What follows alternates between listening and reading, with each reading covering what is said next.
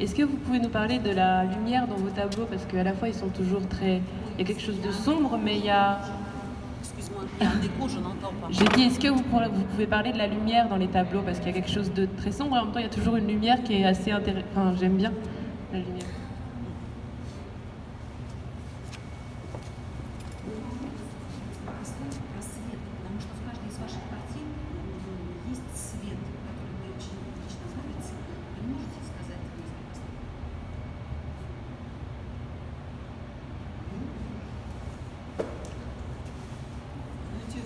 Vous savez, c'est difficile d'en parler parce que c'est fait d'après c'est très sensuel. On fait comme on le sent. Formellement, c'est pour créer des contrastes, pour mettre en valeur ce qui m'intéresse le plus et pour créer une atmosphère que cette lumière, elle est présente même là où on ne l'attend pas. D'ailleurs, depuis mon enfance, c'est des tableaux de Rembrandt qui m'ont beaucoup influencé. Et lui, il a toujours utilisé cette lumière qui éclairait ceux qu'il avait envie d'éclairer.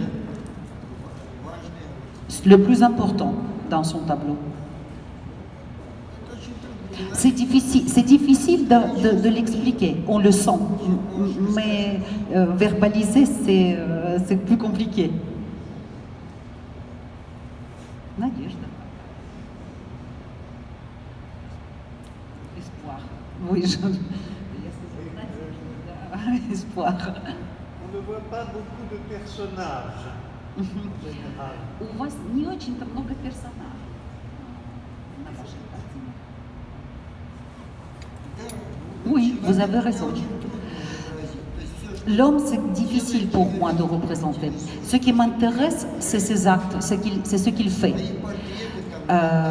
Des fois, je mets quelques portraits de moi-même, des autoportraits, ou bien des portraits de ma femme, par exemple, un tout petit portrait, c'était fait après sa mort. Mais c'est quelque chose qui figure comme objet et pas comme vrai portrait. C'est comme n'importe quel autre objet, une baraque, une maison, une bouteille de vodka ou quelque chose comme ça. Ça fait partie de... Pour moi, c'est un objet parce que c'est fait d'une façon préméditée. C'est comme si c'était une photo, en quelque sorte, du monde, de ce que je veux. Je ne suis pas portraitiste. C'est un autre talent d'être portraitiste. Qui ne peuvent, non seulement qu'ils peuvent faire quelqu'un qui ressemble, mais c'est encore plus ressemble à la personne que dans la vie.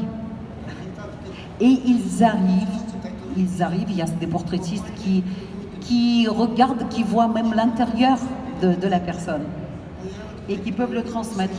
Mais malheureusement, je ne suis pas parmi eux. C'est pour ça les portraits. Mes portraits, ils n'avaient rien d'exceptionnel, mes tentatives d'en faire. Mais j'utilise, par exemple, ça comme si c'était une photo, comme si c'était un objet. Parce que nous avons tous notre appareil photo en nous.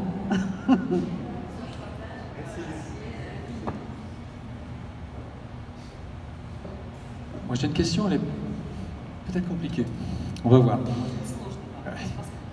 En fait, c'est la réaction tout à l'heure par rapport à l'aspect contemporain qui m'a fait réfléchir. C'est qu'il a traversé des évolutions techniques et scientifiques importantes.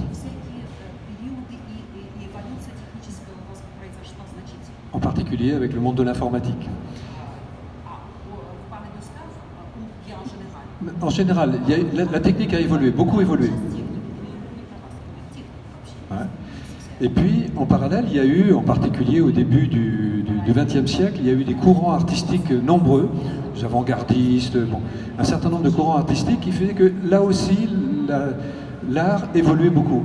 Et moi, le sentiment, c'est que l'art est un peu en panne. L'art est un peu en panne, c'est-à-dire qu'on est plus parti sur le côté des idées pour expliquer l'art plutôt que de nouvelles expressions. Donc d'un côté, il y a les sciences qui avancent très vite, et d'un autre côté, il y a l'art qui a l'air de stagner un peu, enfin, dans ma compréhension. J'avoue que la question n'est pas simple. Mais sa perception, lui qui a traversé, qui a un âge que nous n'avons pas, et donc qui a traversé toutes ces orientations, comment les choses sont passées.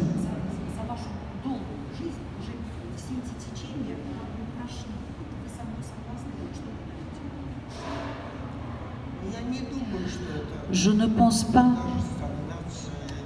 qu'il s'agit d'une stagnation. Je pense que c'est une voie tout à fait normale. Autre chose, est-ce que ça nous plaît? Est-ce qu'on aime ou est-ce qu'on n'aime pas? Moi, je préfère l'art classique.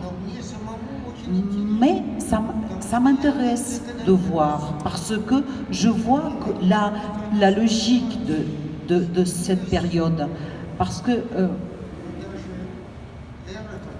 c'est toute une ère, c'est non seulement une époque, c'est une ère qui a changé dans l'histoire de l'humanité. Parce qu'à 1000 ans que l'art existe, tout ce qui était fait, tout est fait, comment vous dire, il était fait dans un sens positif.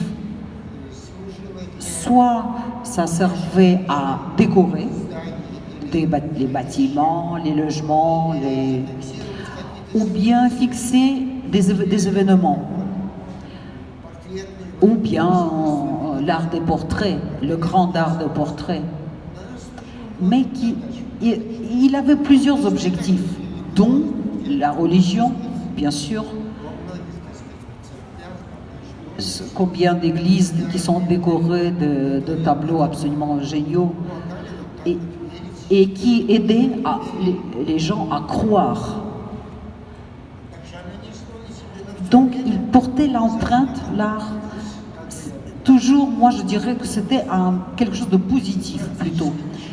Et il n'y avait pratiquement rien de négatif. C'est-à-dire l'artiste, il avait une voix positive pour laisser une empreinte,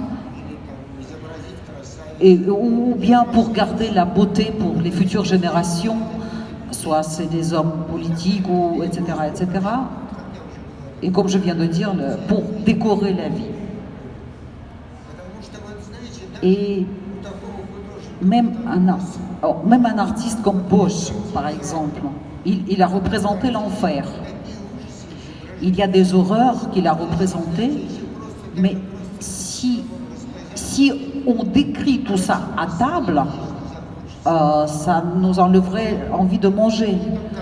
Parce que si on décrit tout simplement ce qu'il a peint, des tortures affreuses, etc., etc., et des décapitations des saints, et tout de même, ça fait des centaines d'années que les gens vont voir ces tableaux. Et ça génère quelque chose de positif. Ils sont satisfaits esthétiquement. Ils trouvent ça beau. Non, c'est pas la décapitation est belle, mais la façon comment c'est fait, c'est beau. Et ils cherchent toujours à voir ce que l'artiste voulait dire par ça et ça. Et donc, pour moi, c'est quelque chose toujours qui porte un signe positif. Mais l'air est parti, cette ère est changée. Et là, maintenant, c'est vrai que c'est une question très compliquée. Et on peut en parler pendant longtemps, mais si on est bref, je pense que l'attitude aristocratique pour l'art, et c'est démocratisé. C'est pas très très démocratique, non. L'art contemporain, c'est étonnant, mais c'est quelque chose de simple. Chacun peut faire une touche sur un tableau. Chacun peut avoir une palette pas très riche de techniques et déjà s'annoncer artiste. Il n'a pas besoin de faire d'apprendre pendant des années à des grands maîtres ou bien faire des académies des beaux-arts. Aujourd'hui, c'est considéré comme art aussi. Mais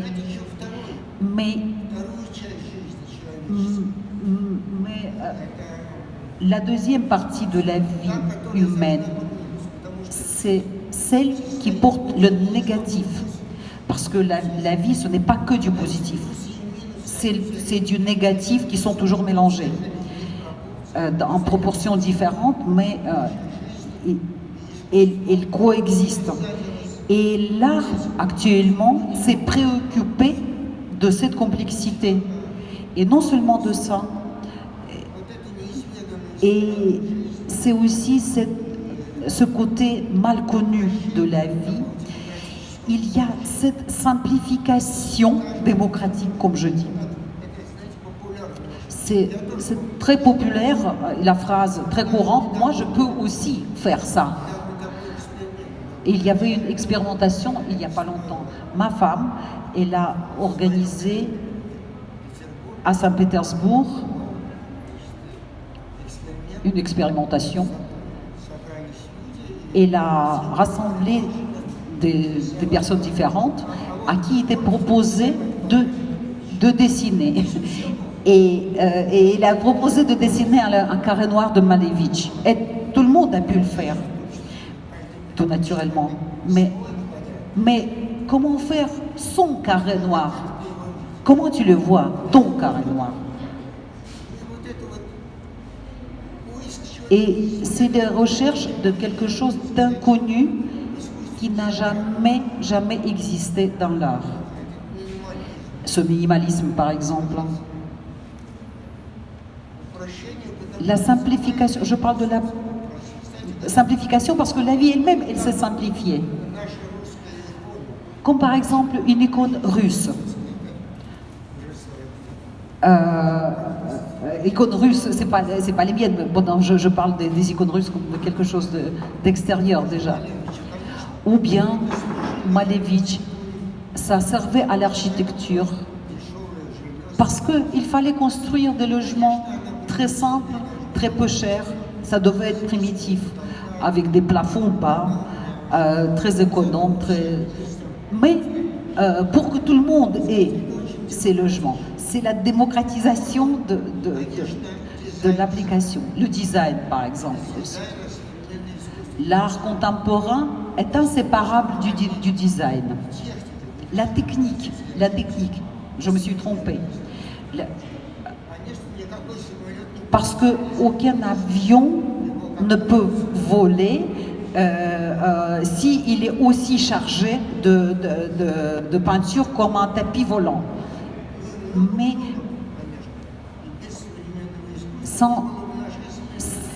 et je pense que sans art contemporain, notre vie contemporaine telle qu'elle existe actuellement n'existerait pas, que ça nous plaise ou pas. Parce que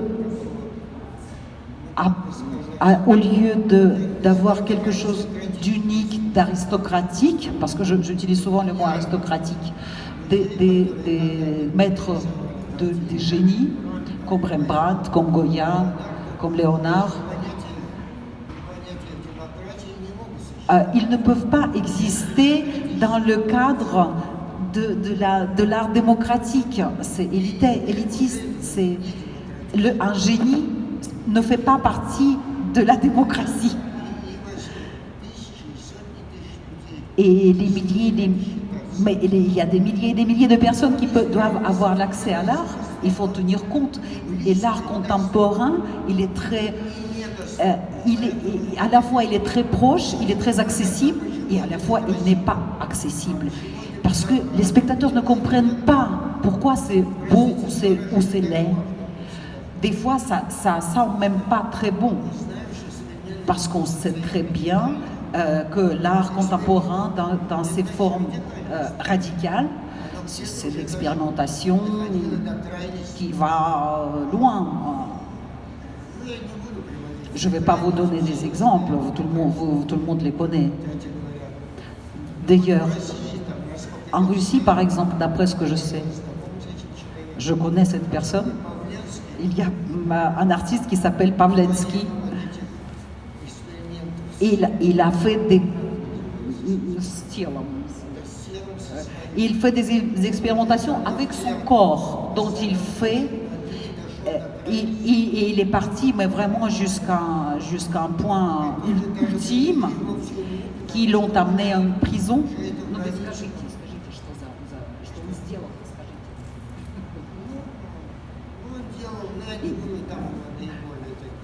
Je ne veux pas citer ses œuvres les plus, on va dire, mais une de ses œuvres, il a brûlé tout simplement la porte, une porte, mais sauf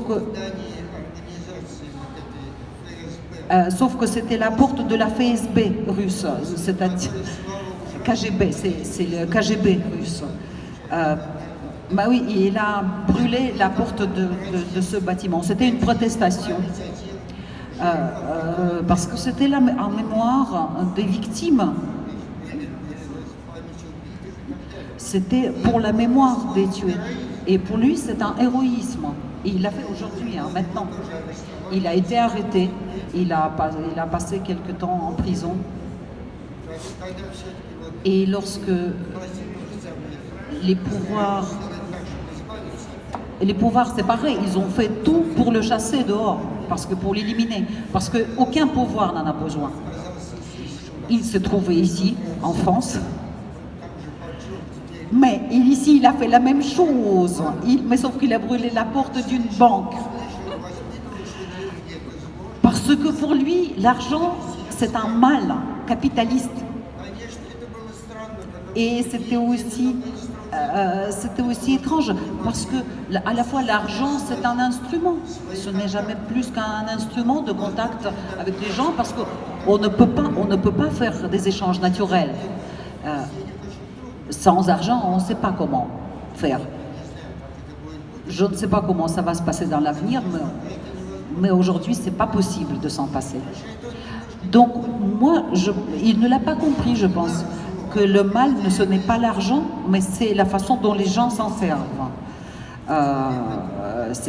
Le mal, c'est pas en argent lui-même. Et il s'est trouvé encore une fois de plus, en prison. C'était plus une protestation juste et plausible, mais c'est une victime d'incompréhension du monde dans lequel il a eu l'accès, et donc voilà, donc des choses assez étonnantes dans l'art contemporain.